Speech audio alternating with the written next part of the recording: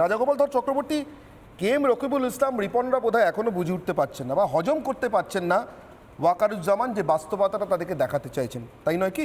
হ্যাঁ অনির্বাণ, আমি অত্যন্ত উত্ত্যক্ত, তবুও মাথা গরম করতে আমি তোমার চ্যানেলে আসিনি। আন্তর্জাতিক সম্পর্ক মাথা গরম করার জায়গায় নয়। আমি অত্যন্ত আনন্দ পেয়েছি বাংলাদেশের যা সামরিক প্রধান যে সুন্দর ভাষায় বাস্তবতার সঙ্গে যে ধরনের উক্তিগুলো করেছেন। এখনও আমার মনে হচ্ছে হতাশার জায়গা নেই। এখনও ভারতবর্ষের সামরিক কোনো ধরনের ইন্টারভেনশন বা আর্থিক নিষেধাজ্ঞা আনার কোনো প্রশ্ন আসেনি। কেন, ভালো মানুষ বাংলাদেশে রয়েছেন। সামরিক প্রধান যে কথাটা বলেছেন, যে কথাটা অন্যরা বলতে পারছেন না, খুব সঠিকভাবে জানিয়ে দিয়েছেন ভারতের গুরুত্ব, বাংলাদেশের কারেন্ট অবস্থান। অনির্বাণ, আমি আনন্দ পেয়েছি যে বাংলাদেশের প্রধান উপদেষ্টা ভারতীয় হাই কমিশনারে গেছেন। সেখানে উনি অবশ্যই তার বন্ধু বা তার শিক্ষক বা সিনিয়র মনমোহন সিংয়ের কন্ডোলেন্স মেসেজ লিখতে গেছেন, কিন্তু অনেকক্ষণ ছিলেন, আমাদের প্রণয় ভার্মার সঙ্গে অনেকক্ষণ কথাবার্তা বলেছেন। বোঝাই যাচ্ছে যে প্রধান উপদেষ্টা ভারতের হাই কমিশনে যেভাবে সময় দিলেন, বোঝাই যাচ্ছে যে ভারতকে উপেক্ষা করার জায়গা নেই। উনি একটা এক্স হ্যান্ডেলে কোনো মেসেজ পাঠিয়ে দিতে পারতেন বা ভারতীয় হাই কমিশনারে কিছু পাঠাননি। আমরা দেখলাম যখন আর এখনকার প্রধানমন্ত্রী নন, তিনি তো প্রাক্তন। হ্যাঁ ঠিক। এখন ব্যাপারটা হচ্ছে যে শটটা আমরা ছাত্রদের, বৈষম্য বিরোধী ছাত্র যারা বৈষম্য বিরোধীর কথা বলছে, তাদের আওয়াজ কিন্তু আমরা অনেকটাই নরম হতে দেখেছি।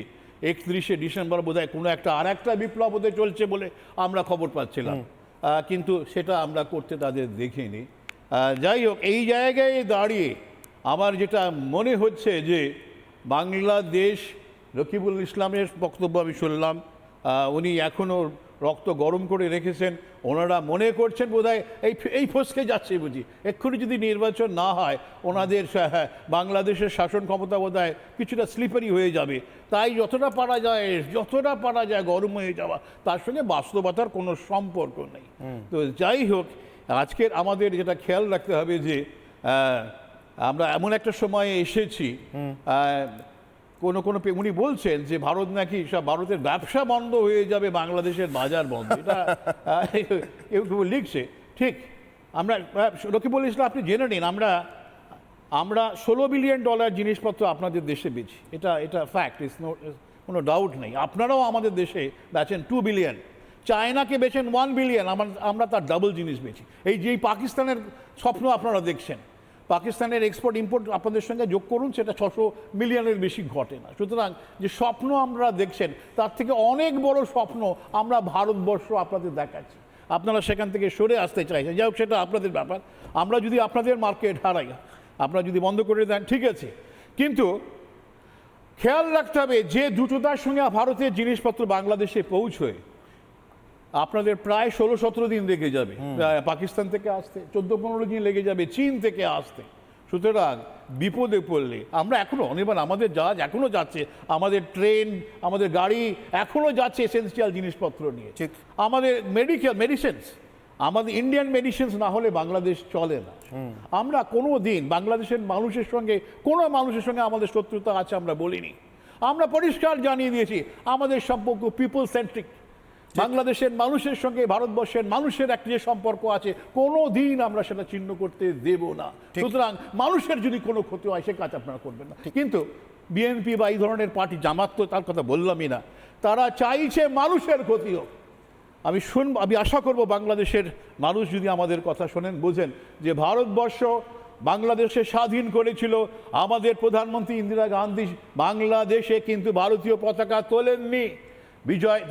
বাংলাদেশকে বিজয় দিয়ে তাদের স্বাধীন সার্বভৌম দেশ সৃষ্টি করে ভারতবর্ষে ফিরে এসেছিলেন। পৃথিবীর কোনো দেশ করেন না। শেখ হাসিনা সেটা বলেছিলেন যে হ্যাঁ, পৃথিবীর বহু দেশে যারা এসেছিল তারা অধিকার করে নিয়েছিল, কিন্তু একদিনও থাকেনি, তাই না?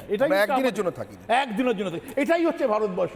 আমাদের কোনো ভাববার কোনো প্রয়োজন নেই আমাদের অন্য কোনো দেশে কোনো ধরনের আধিপত্য বিস্তারের ইতিহাস আছে। বরঞ্চ যাদের ইতিহাস আছে, আমি তাদের সম্পর্কে এই বক্তব্যটা জেনারেল ওয়াকারুজ্জামানের আমার খুব ইন্টারেস্টিং লেগেছে। আমি রোকেয়া প্রাচীর কাছে যাব। রোকেয়া প্রাচী, দেশ ছাড়া কয়েক মাস আগেই তো শেখ হাসিনার ওই মন্তব্য, এক পূর্ব তিমোরের বা ইস্ট তিমোরের কায়দায় দক্ষিণ পূর্ব এশিয়া এক খ্রিস্টান দেশ তৈরির ষড়যন্ত্র চলছে, বাংলাদেশ, বাকি নামগুলো বলেননি।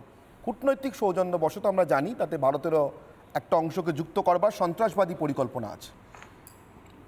তার সঙ্গে সঙ্গে বলেছিলেন সেন্ট মার্টিনস দ্বীপ নিয়ে কী ধরনের চক্রান্ত চলছে। আজ বাংলাদেশের সেনাপ্রধান 2025-এর প্রথম দিন আপনাদেরই দেশের অন্যতম প্রধান কাগজ প্রথম আলোকে দেওয়া সাক্ষাৎকারে বলছেন প্রশান্ত মহাসাগরে বড় শক্তি মার্কিন যুক্তরাষ্ট্র।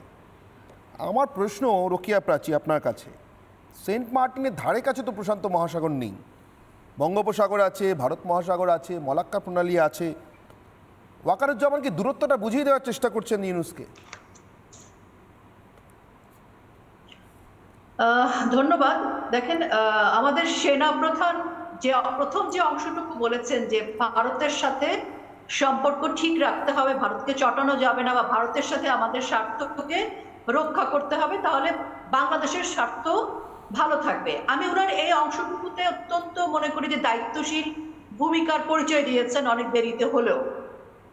আর এই মুহূর্তে বাংলাদেশ যে সমস্যার মধ্যে আছে, 71 সালের পরাজিত রাষ্ট্র পাকিস্তান এবং সেই পর তার দোসর জামাত ইসলাম সহ ডক্টর মোহাম্মদ ইউনূসের যে সরকার, তারা একটা এজেন্ডা নিয়ে আসলে এখানে এসেছে। 2020 সালে যখন বাইডেন প্রশাসন ক্ষমতায় আসে, তখন বাইডেন প্রশাসনের কিন্তু পক্ষ থেকে মাননীয় প্রধানমন্ত্রী শেখ হাসিনার কাছে যে প্রস্তাবনা ছিল, সেটি মাননীয় প্রধানমন্ত্রী শেখ হাসিনা গ্রহণ করেননি। এবং আমরা গত বছরেরও আগে দেখি বাইডেন প্রশাসনের পক্ষ থেকে তার যে একজন অ্যাম্বাসেডর ছিলেন পিটার হাস, সে কিন্তু বাংলাদেশে আসে এবং সেনাবাহিনীর সাথে একটি মত বিনিময়ের অনুষ্ঠানে বাইডেন প্রশাসনের 5টি ইচ্ছার কথা প্রকাশ করেন। আমি 5টি ইচ্ছার কথাটা আপনাদের বলি, আপনারা সকলেই জানেন। তার মধ্যে একটি ছিল সামরিক চুক্তি, ইন্দো প্যাসিফিকে যোগদান, কোয়াডে যোগদান, এবং রাখাইন প্রদেশের সশস্ত্র বাহিনীরা যদি সঠিক অবস্থানে না যায়, রোহিঙ্গাদের যেন ফেরত পাঠানো না হয়, এবং বঙ্গোপসাগরের যে গভীর যে গ্যাসের ব্লক আছে, এটা উইদাউট টেন্ডারে তাদেরকে দিতে হবে। তো আমরা আসলে বাইডেন প্রশাসনের পক্ষ থেকে পিটার হাসের যে বক্তব্য, এবং আজকে সেনাপ্রধানও যেটুকু ইঙ্গিত দিয়েছে, এবং আমাদের ডক্টর মোহাম্মদ ইউনূস যেভাবে যে এজেন্ডা নিয়ে ক্ষমতা এসেছে, তার টোটালটাকে যদি আমরা ব্যাখ্যা করি, আমার বাংলাদেশি বিএনপির পক্ষ থেকে যে রিপন সাহেব এসছেন, উনি কেন বুঝতে পারছেন না যে আজকের বাংলাদেশ যে সংকটের মুখে, আমরা যদি আজকে এই সংকটটি বুঝতে না পারি, যে আরাকান আর্মিকে যেভাবে একটি রাষ্ট্র গঠন করবার পরিকল্পনা কিন্তু করে দিয়েছিল, এবং তাদেরকে মদতই দিচ্ছিল যে তারা একটি খ্রিস্টান রাষ্ট্র বাংলাদেশের সীমানায় বাংলাদেশের একটা অংশে করবে, এটি কিন্তু পরিকল্পনা ছিল। তো সেই পরিকল্পনার কারণ, সেই পরিকল্পনাটা এবং পাকিস্তানের এজেন্ডা বাস্তবায়ন করার যে পরিকল্পনা, এসব নিয়েই তো এই অবৈধ সরকারের চক্রান্ত। নানা ধরনের কন্টেন্ট দেখার জন্য লাইক করুন, শেয়ার করুন আমাদের ফেসবুক পেজ, সাবস্ক্রাইব করুন আমাদের ইউটিউব চ্যানেল। পাশাপাশি অন্যান্য ব্রেকিং নিউজের জন্য অবশ্যই চোখ রাখুন রিপাবলিক বাংলায়।